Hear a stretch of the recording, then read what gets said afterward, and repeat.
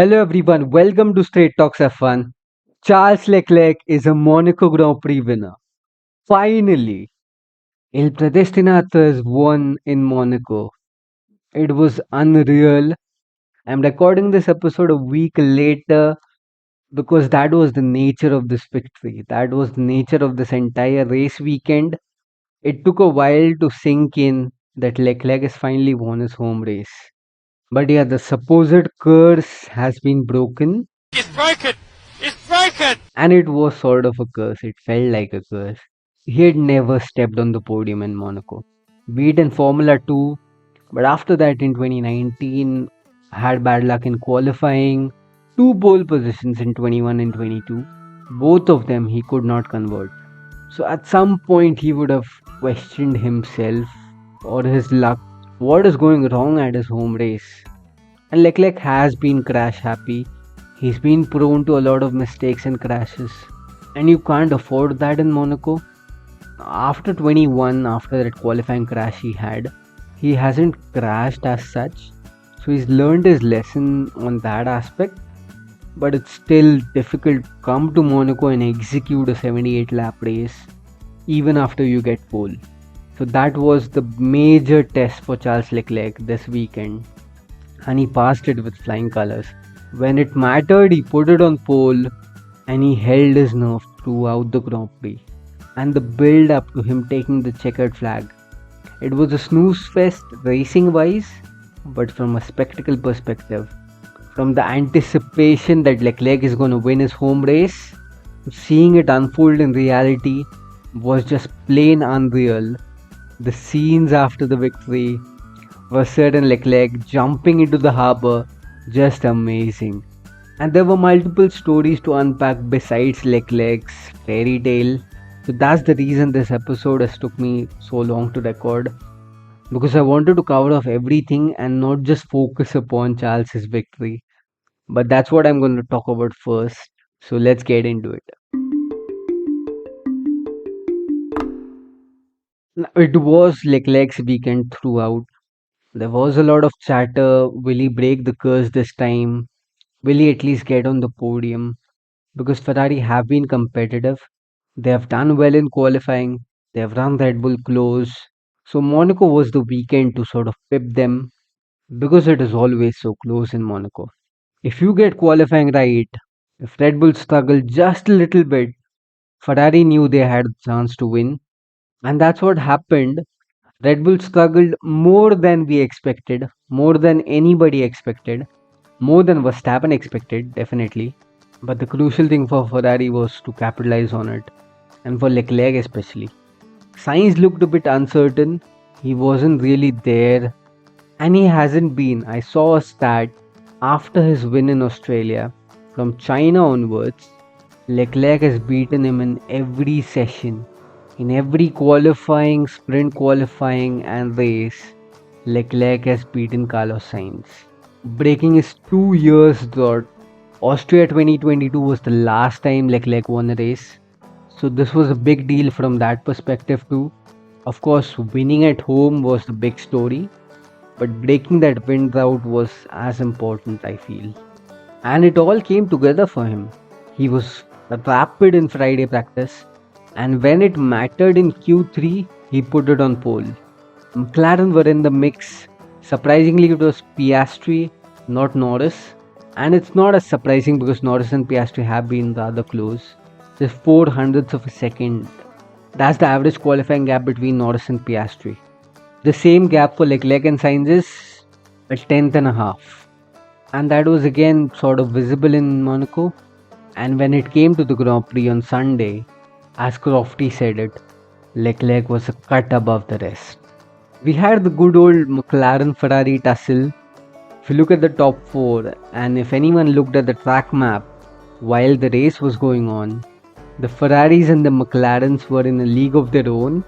The two red and the two papaya cars running amongst each other in the top four, very close. And then after a bit of a gap, there was George Russell's Mercedes, who sort of parked it in there and said, alright, I'm just not gonna let anyone pass. And he drove the entire race on medium tires. which was, of course, due to the red flag on lap 1. So we'll get to that later.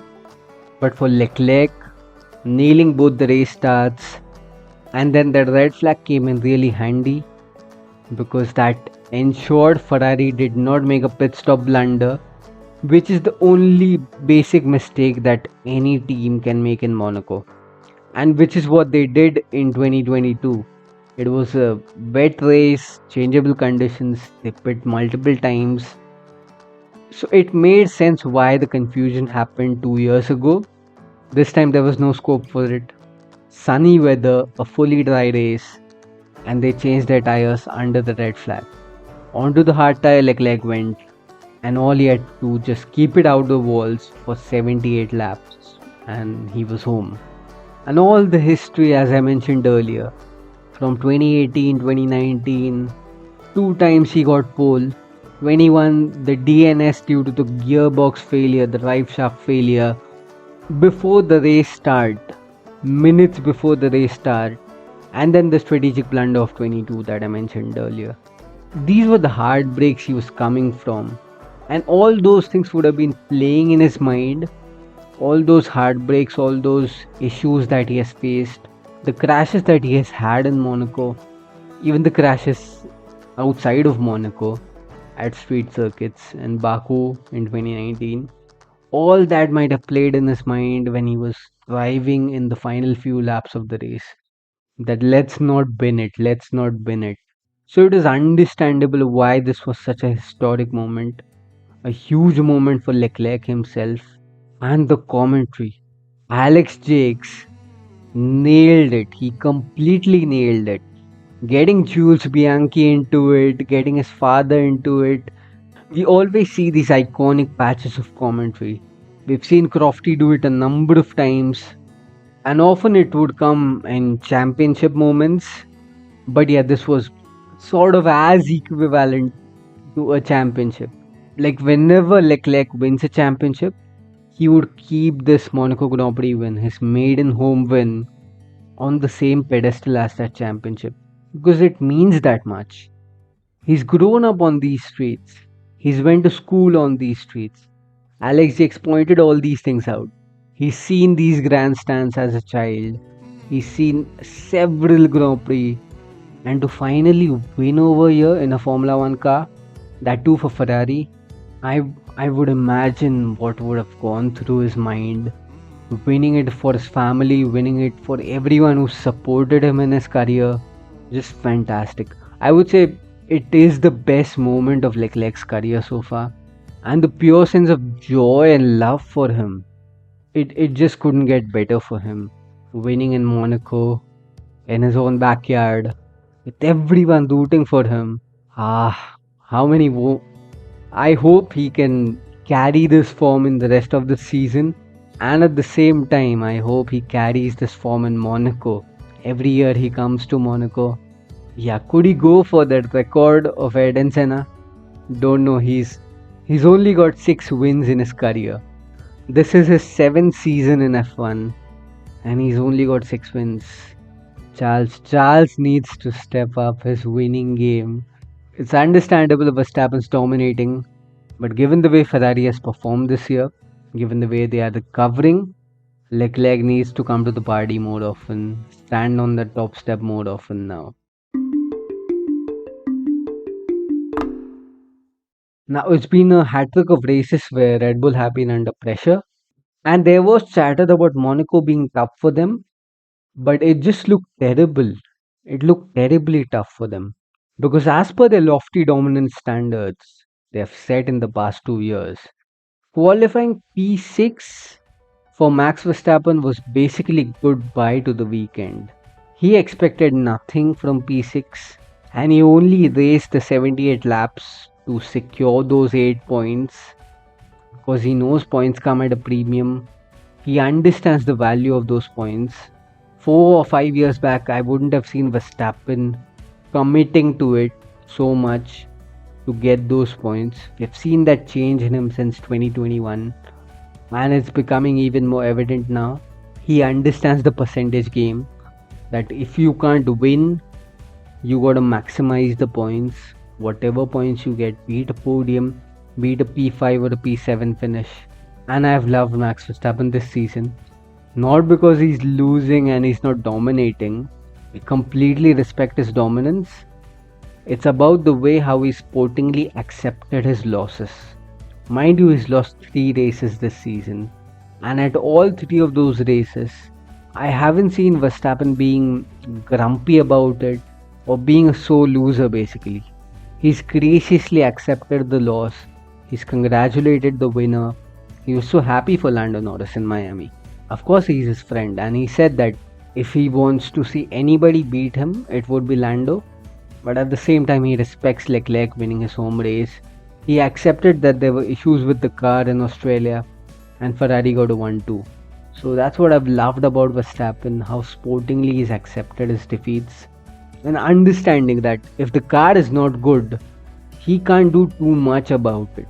If the car has brake issues and they explode when he's trying to fix it, what happened in Melbourne, there's no two ways about it. He's just got to accept the fact and deal with it. And again, in Monaco, he dealt with it. He just had to sit behind George Russell's Mercedes for 70 odd laps, and Ferrari just cruised on with it. They have been the closest to them, and now even the standings show that. Ferrari are just 24 points behind Red Bull in the Constructors' Championship. This is the closest they have been since 2022. I think it was France or Austria. These were the races a couple of years ago when the lead switched hands. Red Bull started to stake their dominant claim on the championship.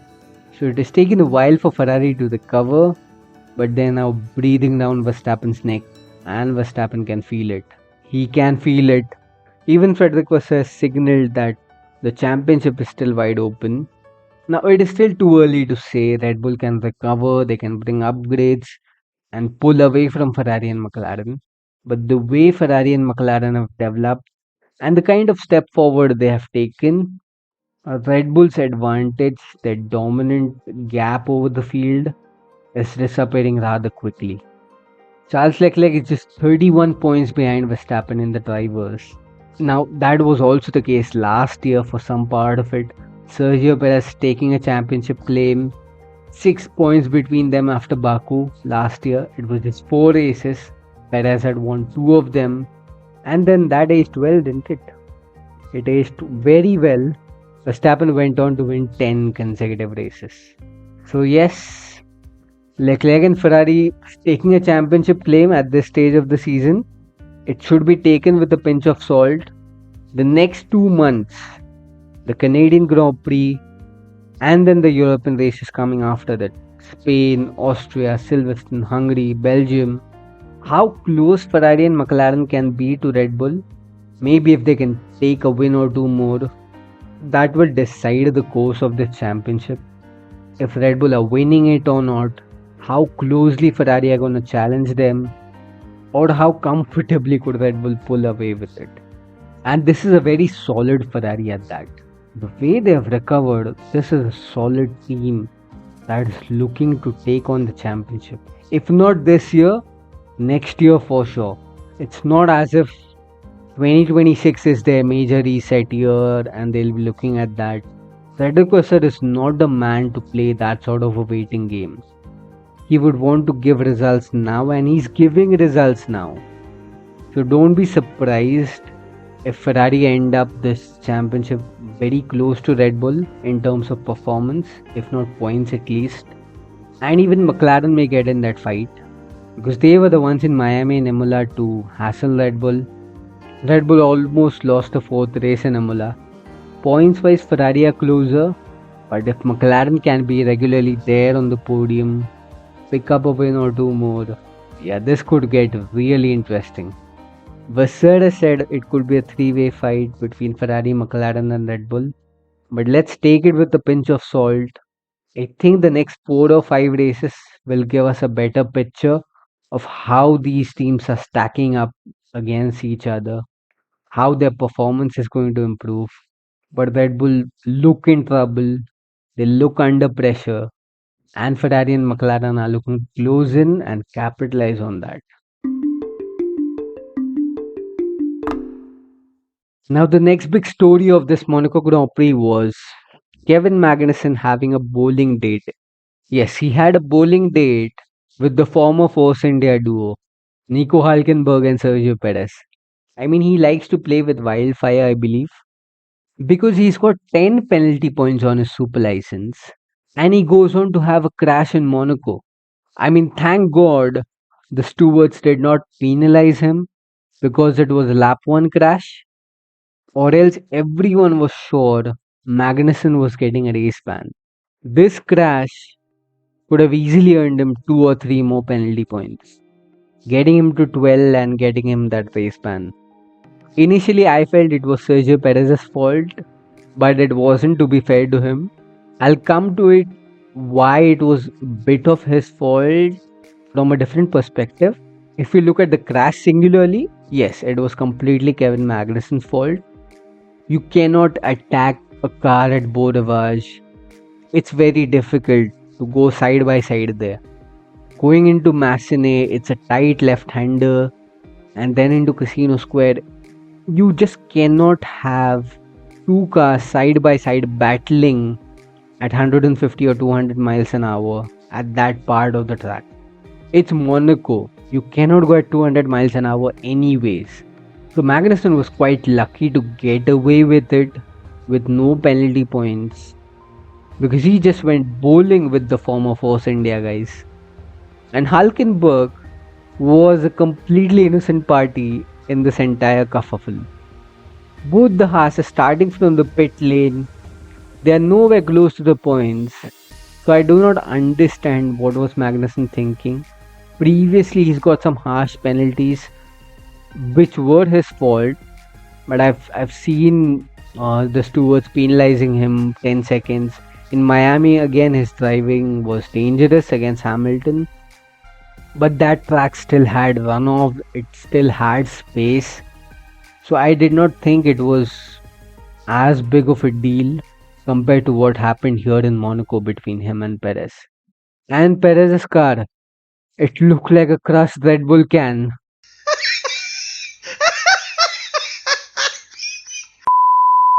A mess. Only the Monocoque survived. Thankfully, nothing happened to Checo. Really great. Shows how advanced the safety features have become in F1. The sturdity of the chassis to keep drivers safe. Hats off to the FI and F1. But now, from Sergio Perez's perspective, it may not have been his fault, but he had no business qualifying in P18. He had no business being so down the grid. It's understandable that Verstappen is P6, Red Bull are struggling, but he just cannot be qualifying in P18. The gap between them has always been huge.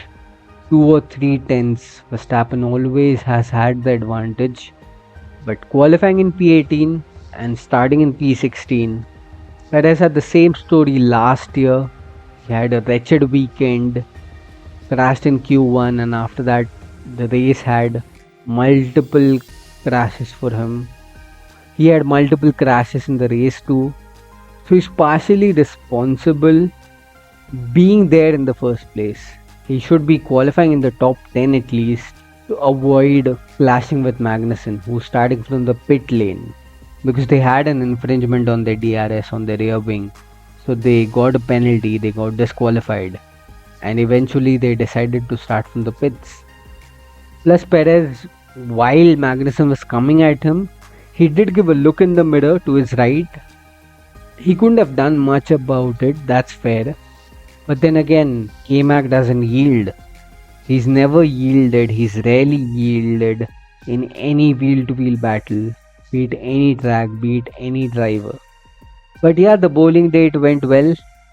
Magnussen got the full strike, especially of that Red Bull car. And it is going to affect Red Bull badly. In this cost cap era, that sort of a crash, Helmut Marko stated it could cost him $2 or $3 million, which is huge and could affect the upgrades. So let's see what happens there. And we'll move on to the next crash on collision that happened. A lot happened on that first lap. So the Alpines, for once, they were in a decent position to score points. That too in Monaco, so there was no business about overtaking and performance being as much of an issue for them. They go through the hairpin into Mirabeau. It's a kerfuffle on the first lap with the Magnussen Perez crash. It's all behind them. Ocon and Gasly wheel to wheel with each other, and Ocon attacks him into Portier. Through the hairpin, through Mirabeau, into Portier. It's such a narrow section of the track. He attacks him, goes airborne, and damages his flow badly. And Pierre Gasly is shocked. French Civil War at its best. The Alpine Civil War at its best. What is with those two? Ocon and Gasly, something is up with them always. It just their rivalry, their friendship, they have issues. They have big issues. They just cannot let each other race and work as a team. And Esteban Ocon can't really say anything because he's had a reputation about crashing into teammates, colliding with teammates. But now apparently he's posted on his social media about all the criticism and abuse he's getting, which is completely fair. There should not be any abuse against anybody. In the era when we are talking about mental health being so important, it's completely fair from Ocon to call out whatever he feels is not right against him. But it still felt a bit dramatic and sort of felt like it was his mistake in Monaco, and he accepted it. So that's fair game from him. But then again, the post coming out sort of felt like he was playing the victim there. Maybe not.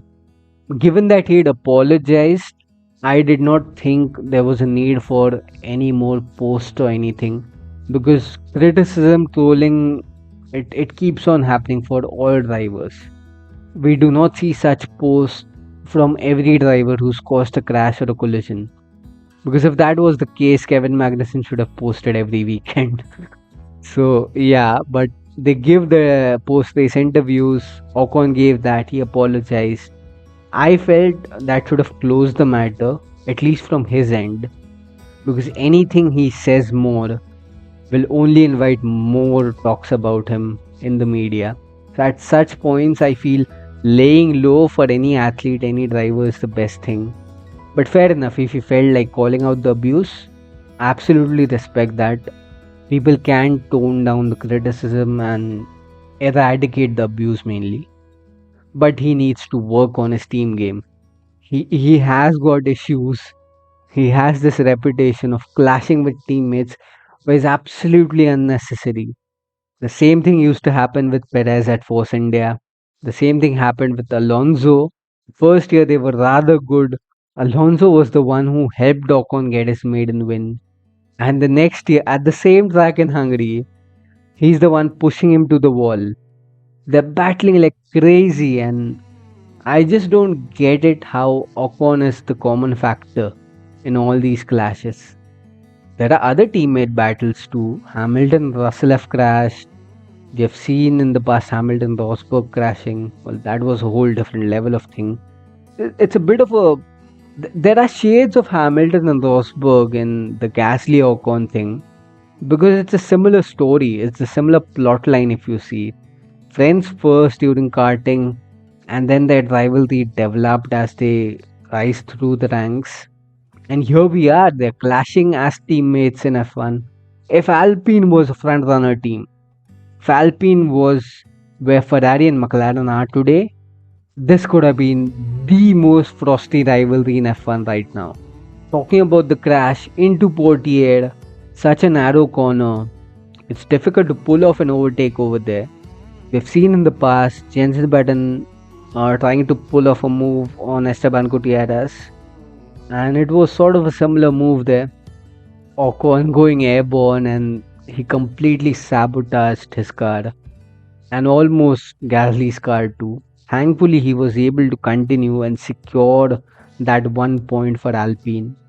Now, Alpine have sort of been talking about their team boss Bruno Famin. He said they are going to take a strong action against Ocon. There are chatters about benching Ocon for Canada, that they might bench him and get in their reserve driver Jack Doohan to drive, which is a tough call. Like, you don't bench an athlete, you don't bench a driver. Like, you do, they can. It's not illegal, it's not outside the rules. As a team, they can do anything with their driver lineup. But then he's your full time driver. He's the one who got the big long term contract in 2021. This is his final year. He's looking for an extension. Yes, the performance is not there at the team, and he's completely out of line, clashing with his teammate like that. That could sabotage the team's opportunity for scoring points. Fair enough that the team would want to discipline him, but then keeping him away for the race, would that solve the problem? If Alpine thinks so and if Ocon agrees, fair enough. But he's confirmed in his social media post that he's going to race in Canada, so that's not happening. So I think they might have talked it out behind the scenes, and they would have maybe signed a non aggression pact. That is the word on the fly, that Ocon and Gasly are not going to attack each other. But yeah, more also Ocon, he needs to really better his team game. Again, about his post, I don't really think that he should have done that. It sort of again brings the limelight to what he did, to his mistake. Of course, calling out abuse is fine, it's unacceptable, and he's all within his rights to call it out. But then about the criticism, that will keep continuing. I don't think the trolling by the fans or the criticism from the experts will stop. Because if there's a clampdown on everything, if drivers start posting such statements every weekend after they make a mistake, everyone will just have to walk on eggshells, which is the case right now in F1. We cannot really say anything at times. It's very regulated. Whatever is said, it's highly covered in the media. Even the drivers walk on eggshells. So it's a two-way street there. But let's see this. But let's hope this Ocon episode sort of settles down and he gets along well with Gasly, because that is crucial for Alpine. If he can't, either of them is leaving the team next year. That is for sure. Be it any team, be it Williams, Sauber, wherever, I do not see Ocon and Gasly staying together at Alpine. Now, given this Monaco race was a snooze fest, it would obviously divert people's attention to the irrelevant details, all the stars, celebrities, and the yachts that come to Monaco.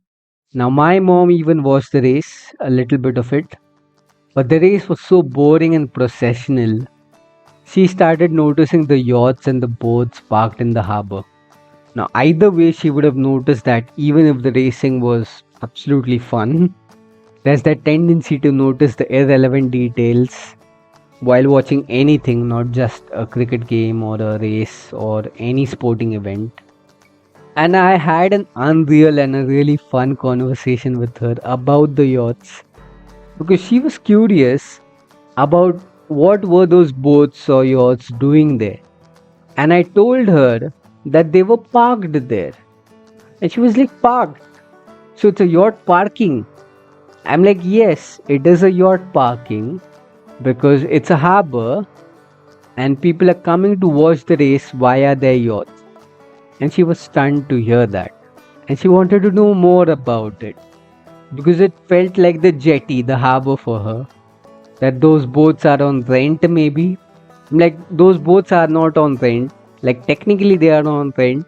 But the billionaires or the people who have come to watch the race via those yachts have rented them, or maybe they own them. Most of them own those yachts, but some of them even rent those out from the actual yacht owners and come to the race, because many a times the actual yacht owners are not really interested to go to Monaco to watch the race. So I told her all of that, and I told her that it is a parking basically in the harbour, and they have to pay like $1 lakh or $2 lakh for a day to park their yachts in the harbor. So I told her all these things, and we were discussing about the same, about how these billionaires are coming to watch via their yachts. And she asked then why they're not taking the flight, or why are they not coming via their cars. I told her that it's a very small country. Monaco is a small country, and there is a small airport there. There is an airport there, but only like smaller private jets can come over there, not the big commercial airliners. Secondly, because it has the coastline, it's a small country, so the entire country has a coastline. So it's much simpler for people to approach the country, to enter the country via yachts, via boats, rather than taking the flight. Because that's how it works in Monaco. You can either take the flight and land in France, and from France you got to take the train or the bus to come into Monaco. That's one way. You can directly land in the Monaco airport via your private plane or whatever it is. That's the other way. And the most popular way is coming via yachts directly into the harbour, which is the most popular way, especially on Grand Prix weekend. So I told her all those things, how it all works, the economics of it, how they rent these yachts, who all comes to watch and everything, how the billionaires come to watch in their yachts. And she was quite curious and surprised, and she loved those details, all those white boats and yachts parked in the harbour. The fact that this is made to my podcast, I wanted to include this. I wanted to include this anecdote because, yeah, the race was so boring and processional. In terms of racing, this race had nothing. One overtake, two overtakes. I don't even remember seeing an overtake. Even the pit stops were not there. So even that element, which is discussed every year about Monaco, it got negated due to the red flag, and everyone pit basically on lap one and just managed their tires to the checkered flag. So yes, my mom loving the yachts amid the snooze fest that we had in Monaco. I think that definitely was a highlight of the weekend for me. And I'm sure, anybody watching this Monaco Grand Prix weekend for the first time, or any time, if they don't know about it, even if they have previously watched it, these things do catch their attention, who do not follow F1. How the French Riviera, the ocean around it, and the Monaco harbor is filled with yachts every year during the Monaco Grand Prix. But here to round it up, finally Leclerc has won Monaco. So he's got the monkey off his back. And finally, I have recorded this episode a week after Leclerc won. So yeah, usually I won't delay any podcast episode for this long. But the emotions of seeing Leclerc win, they just had to sink in. To cover off a comprehensive episode rather than just Leclerc winning. Because that would have been the case had I recorded this on race day. Leclerc winning, that storyline could have eclipsed all other storylines. The Alpine Civil War, Magnussen and Perez's crash, the yacht story that I wanted to share so keenly, and the supposed championship battle, if it happens, between Red Bull, Ferrari, and McLaren. All that would have just got sidetracked had I recorded this on race day. Yeah, racing wise, not the best weekend in Monaco, but that is the usual case. We all know that. We expect that going to Monaco. Anybody expecting differently is living in a different world, or they don't know about Monaco that much. With the size of cars we have today, racing in Monaco, overtaking in Monaco is just impossible. They got to do something about it. But that's the perennial chatter. It's gonna keep going every year. But I hope this episode balanced out the boredom and the ecstasy of Leclerc's win. His maiden home race win, basically. Because that story just eclipsed everything. It negated everything about the Monaco GP, even the exciting parts. So up next we've got Canada. Another late race weekend as per the Indian time, but a good track, a really good track, one of the best on the calendar. If the gap between Ferrari and Red Bull and McLaren is as close as we've seen in Monaco, Canada could be a banger. I cannot wait to watch Canada, and I hope that it stays as it is. This competitive order, with of course Red Bull recovering to the front, but not so much that they dominate, and Ferrari and McLaren are in the mix for the win. Montreal would erupt, and we could have the best race weekend. So let's see, fingers crossed for Canada, and let's see what happens. So stay tuned until then.